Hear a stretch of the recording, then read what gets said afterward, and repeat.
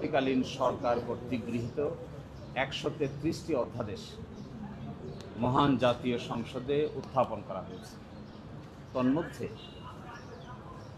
১২টি অধ্যাদেশকে ল্যাপস করার প্রস্তাব করা হয়েছে, ৩টি অধ্যাদেশকে বাতিল করার প্রস্তাব করা হয়েছে, ১৩টি অধ্যাদেশকে পর্যালোচনা করে নতুন করে ফর্মুলেট করার প্রস্তাব করা হয়েছে, ৭৪টি অধ্যাদেশকে পাশ করার প্রস্তাব করা হয়েছে, যেভাবে আছে এভাবেই পাশ করার প্রস্তাব করা হয়েছে, এবং ৩১টি অধ্যাদেশকে সংশোধন সাপেক্ষে পরবর্তীতে পার্লামেন্টে উত্থাপন করার জন্য প্রস্তাব করা হয়েছে।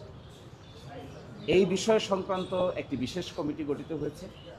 এই বিশেষ কমিটিতে গতকালকে রাতে পর্যালোচনা বৈঠক শেষ হয়েছে। আগামী ২ তারিখের মধ্যে মহান জাতীয় সংসদে এই ব্যাপারে রিপোর্ট পেশ করার দিন ধার্য আছে। এই প্রেক্ষিতে কয়েকটি বিষয় নিয়ে, যেগুলোর জাতীয় গুরুত্ব আছে, এই কয়েকটি বিষয় নিয়ে আমরা আপনাদের সঙ্গে কথা বলবো। সবগুলি অধ্যাদেশ আপনাদের সঙ্গে আলোচনার বিষয়বস্তু নয়। তার মধ্যে প্রথমটা হলো গণভোট অধ্যাদেশ। আপনারা দেখবেন যে গণভোট অধ্যাদেশকে ইনফ্রাকচুয়াস হিসেবে ল্যাপস করার প্রস্তাব করা হয়েছে। অর্থাৎ গণভোট অধ্যাদেশের আর কোনো কার্যকারিতা নাই, সেই জন্য এটি অটোমেটিক বাতিল হয়ে যাবে মর্মে গতকালকে মতামত প্রকাশ করা হয়েছে। আমরা মনে করি এই ধারণাটি সঠিক না। গণভোট অধ্যাদেশের সঙ্গে জুলাই সনদ বাস্তবায়ন আদেশের ধারা ৬ এবং বাংলাদেশের নির্বাচন কমিশন কর্তৃক ঘোষিত নির্বাচনের তফসিল ওতপ্রোতভাবে জড়িত, এবং নির্বাচনের তফসিল তার সাথে জুলাই সনদ বাস্তবায়ন আদেশের ধারা ৬ এবং গণভোট অধ্যাদেশের শিডিউলে উল্লিখিত ৩০টি ঐকমত্যের বিষয়, এইগুলো এতভাবে ইন্টারলিঙ্কড, একটাকে যদি আরেকটা থেকে আলাদা করা হয় তাহলে আরেকটা অটোমেটিক মৃত্যুবরণ করবে। This are like inseparable twin, এগুলো অবিভাজ্য, অবিভক্ত। এই ৩টি আইন, বিশেষ করে ২টি আইন, গণভোট অধ্যাদেশ, তার সঙ্গে আছে জুলাই সনদ বাস্তবায়ন আদেশ, এবং একই সাথে আছে গণভোট অধ্যাদেশের শিডিউল এবং হাইকোর্টে যে রিট পিটিশনটি পেন্ডিং আছে তার রুল, একই সাথে নির্বাচন কমিশন কর্তৃক ঘোষিত নির্বাচনের তফসিল। এগুলো ইনসেপারেবল, এন্ট্যাঙ্গেলড, একটা থেকে আরেকটাকে সরিয়ে মৃত্যুবরণ করানোর কোনো সুযোগ আছে বলে আমরা মনে করি না। যা কিছু হবে এসব কিছুর একসাথে হবে। যে সিদ্ধান্তই নিতে হবে, এই সিদ্ধান্ত নিতে হবে সবগুলোকে একসাথে করে। ৬ ধারায় বলা আছে যে গণভোট অধ্যাদেশ গণভোট সংগঠনের লক্ষ্যে, নির্বাচন কমিশন কর্তৃক গণভোট সংগঠনের লক্ষ্যে একটা আইন প্রণয়ন করতে হবে। জুলাই সনদ বাস্তবায়ন আদেশের ধারা ৬, সেখানেই সেই আলোকেই একটি গণভোট অধ্যাদেশ জারি করা হয়েছে। এখন যদি গণভোট অধ্যাদেশকে আপনি সেপারেট করে কিল করে দেন, নাই করে দেন, তাহলে it will effect directly July সনদ বাস্তবায়ন আদেশ ধারা ৬, তার প্রিয়েম্বল এবং গণভোট অধ্যাদেশের শিডিউল। গণভোট অধ্যাদেশের শিডিউলটা যদি আপনারা দেখেন, এখানে জাতীয় ঐকমত্য কমিশনে একমত পোষণ করা ৩০টি বিষয়ের লিস্ট দেওয়া আছে। এই ৩০টি বিষয় আবার গণভোট হয়েছে যে ৪টি প্রশ্নে, তার মধ্যে একটি প্রশ্নের অন্তর্ভুক্তি আছে। এখন যদি এটাকে বাদ করেন তাহলে আপনাকে জুলাই সনদ বাস্তবায়ন আদেশ নিয়েও প্রশ্ন উত্থাপিত হবে, একই সাথে জুলাই সনদ নিয়েও প্রশ্ন উত্থাপিত হবে। ফলে আমরা মনে করি দিস ইজ অ্যান অ্যাবর্টেড স্টেপ। এটা নেওয়া উচিত নয়। যা কিছু হওয়া উচিত, এই অধ্যাদেশকে পাশ করা উচিত, আর ভাগ্য নির্ধারণ করা উচিত জুলাই সনদ বাস্তবায়ন আদেশ, গণভোট অধ্যাদেশ, তারপরে হবে গণভোট অ্যাক্ট, তার সঙ্গে নির্বাচন কমিশন কর্তৃক ঘোষিত নির্বাচনের শিডিউল।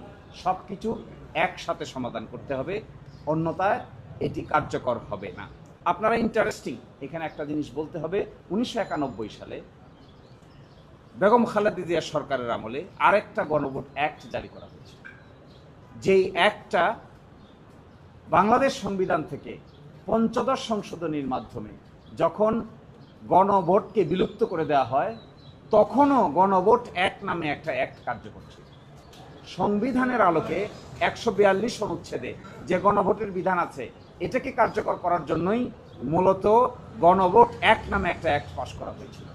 কিন্তু আপনারা দেখবেন পঞ্চদশ সংশোধনী দীর্ঘদিন কার্যকর ছিল, যেখানে গণভোটের কোনো বিধান ছিল না। কিন্তু ঠিকই গণভোট অ্যাক্ট 1991 যা অক্টোবর মাসে জারি করা হয়েছিল সেটা কার্যকর ছিল। তাহলে এখন কেন তারা এই কথা বলছেন যে যেহেতু তার কার্যকারিতা নাই সেই জন্য অটোমেটিকটা বাতিল হয়ে যাবে? এই প্রশ্ন যদি আপনারা সমাধান করতে চান তাহলে জুলাই সনদ বাস্তবায়ন আদেশ একই সাথে জুলাই সনদ একই সাথে নির্বাচন কমিশন কর্তৃক ঘোষিত তফসিল এবং ইলেকশনের রেজাল্ট একসাথে ডিসপোজ করতে হবে। Otherwise there will be a legal chaos and legal complexities. Second প্রশ্ন, গুম প্রতিরোধ এবং প্রতিকার অধ্যাদেশ বাতিল করতে চেয়েছেন, অধ্যাদেশও বাতিল করতে চেয়েছেন। কি কারণ দেখিয়েছেন জানেন? ইন্টারেস্টিং। তারা বলেছেন গুম এবং খুনের সাথে সরকারের সংবেদনশীল আইন শৃঙ্খলা বাহিনী জড়িত আছে মর্মে এই আইনটি পাশ করার দরকার নাই। এবং মানবাধিকার কমিশনকে স্বাধীনতা দেওয়া হয়েছে। সেখানে বলা হয়েছে মানবাধিকার কমিশনের চেয়ারম্যান সহ বাকিরা কিভাবে অ্যাপয়েন্টেড হবেন, সার্চ কমিটি হবে, আপিলের ডিভিশনের একজন বিচারপতির নেতৃত্বে সার্চ কমিটি গঠিত হবে। তাদের চাকরি থেকে যদি সরাতে হয় তাহলে সুপ্রিম জুডিশিয়াল কাউন্সিল যেভাবে সরায় একইভাবে মানবাধিকার কমিশনের চেয়ারম্যান সহ কমিশনের মেম্বারদেরকে সরাতে হবে। এবং গুমের ডাইরেক্ট তদন্ত করার ক্ষমতা দেওয়া হয়েছে মানবাধিকার কমিশনকে।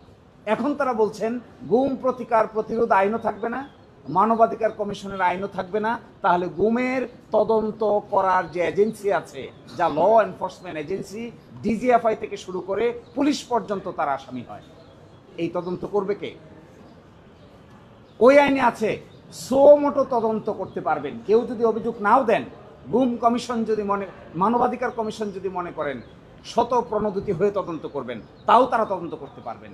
এখন এসে তারা বলছেন এই আইনগুলো ল্যাপস হয়ে যাবে, নতুন করে পুনর্বিবেচনা করে আইন প্রণয়ন করা যেতে পারে। আমরা মনে করি this is disregard to the whole reform process, this is also disregard to the international community. এই আইন প্রণয়নের সঙ্গে আমরা যারা জড়িত ছিলাম, দেশে বিদেশের মানুষ যারা জড়িত ছিল, this is serious violation of their intent and agreement and argument. Second interesting জিনিস, তারা বলছেন দুর্নীতি দমন কমিশন সংক্রান্ত যে সংশোধনী অধ্যাদেশ আছে এটাও তারা বাদ চান। আপনারা জানেন দুর্নীতি দমন কমিশনের অধ্যাদেশ, সংশোধনী অধ্যাদেশে কি আছে? সেখানে বলা ছিল দুদকের মহাপরিচালক এবং পরিচালকগণ একটা সার্চ কমিটির মাধ্যমে তাদেরকে নিয়োগ করা হবে। সরকার চাইলেই হায়ার এবং ফায়ার করতে পারবেন না। তারা বলছেন এই সার্চ কমিটির বিধানটাকে তারা বাতিল চান। তাহলে দুদকের মহাপরিচালক কিভাবে অ্যাপয়েন্টেড হবে? দুদকের পরিচালকগণ কিভাবে অ্যাপয়েন্টেড হবেন? সরকার যারে চাইবেন তাকেই বসাবেন, যাকেই বাদ দিতে চাইবেন তাকেই বাদ দেওয়াবেন। মহাপরিচালককে তারা এক ধরনের প্রেশার ক্রিয়েট করেই তাকে পদত্যাগ করিয়েছে। এখন যদি কেউ স্বেচ্ছায় পদত্যাগ না করে নতুন যে একজন অ্যাপয়েন্টমেন্ট দিবেন, সার্চ কমিটির অধ্যাদেশ যদি বাতিল হয় তাহলে দুদকের মহাপরিচালক কিভাবে অ্যাপয়েন্টেড হবেন? তার তো কোনো প্রসেস নাই। দুদকের চেয়ার।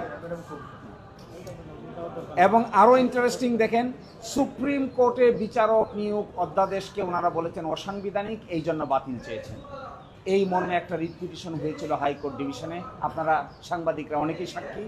এই বিচারক নিয়োগ অধ্যাদেশ চ্যালেঞ্জ করে রিট পিটিশন নাম্বার 3936/2025 আজকে যে কারণে তারা অসাংবিধানিক বলছেন, এই কারণেই একটি রিট পিটিশন হয়েছিল। অনারেবল হাইকোর্ট ডিভিশন ওই রিট পিটিশনটা সামারিলি রিজেক্ট করে দিয়েছেন উইথ অবজারভেশন। এখন এসে বলছেন এই অ্যাপয়েন্টমেন্ট সিস্টেমটা অসাংবিধানিক, এই জন্য আইনটাকে আমরা ল্যাপস করে দিতে চাই। তাহলে সুপ্রিম কোর্টের বিচারক নিয়োগ হবে কি করে? আগের মতো কানাকানি করে? আগের মতো টেবিলের নিচে দিয়ে কে কাকে পছন্দ করি আর কে কাকে অপছন্দ করি, এইভাবে এটা পছন্দ করেন, এটা পছন্দ করেন, কে কার জুনিয়র আর কে কার সিনিয়র, কার বাড়ি কোথায়, কার আইডেন্টিটি কি, কার রাজনৈতিক পরিচয় কি, এইভাবে নিয়োগ দিবেন? এই নিয়োগ প্রক্রিয়া থেকে সরে এসে কমিশন হলো, যাচাই বাছাই প্রক্রিয়া হলো, গণবিজ্ঞপ্তি হলো, ভাইবা হলো, প্রধান বিচারপতি সেই কমিশনের প্রধান। এখন এসে বলছেন প্রধান বিচারপতি